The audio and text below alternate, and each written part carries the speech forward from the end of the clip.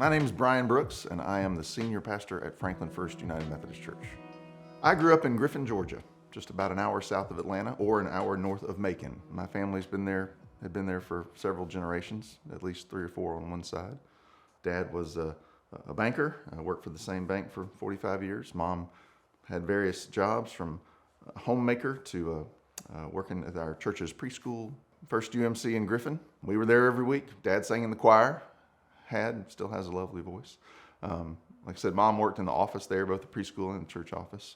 So it was always just part of life, just part of what we did on Sunday, part of what we did through the week, Wednesday nights, everything.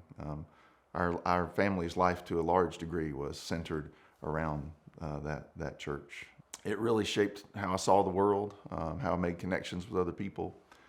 I have only later learned and come to appreciate, I think, the importance of the habit of spiritual life, the habit of Christianity. Folks often tend to think in high points of faith life. I do this because of this sense of high or this closeness to God I feel.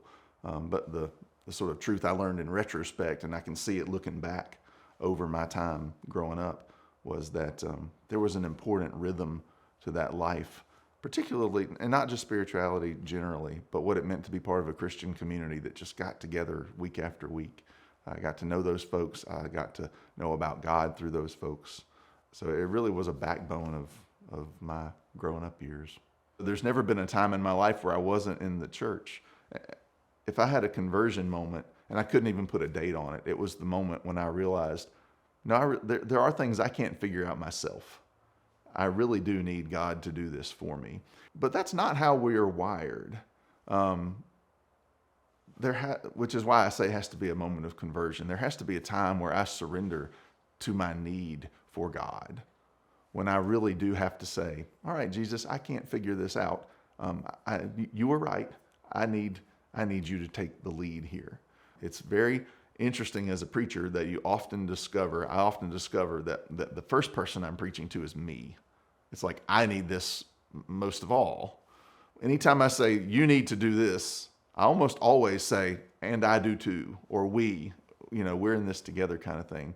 I am convinced of my brokenness, of my failings, of my need for a Savior. There's no part of our life, any part of it, that doesn't rightly belong to God anyway, and that won't be more righteous, more holy, if we surrender it to God. So that's sort of where I am. Like, that's where I want to be. I'm not always there.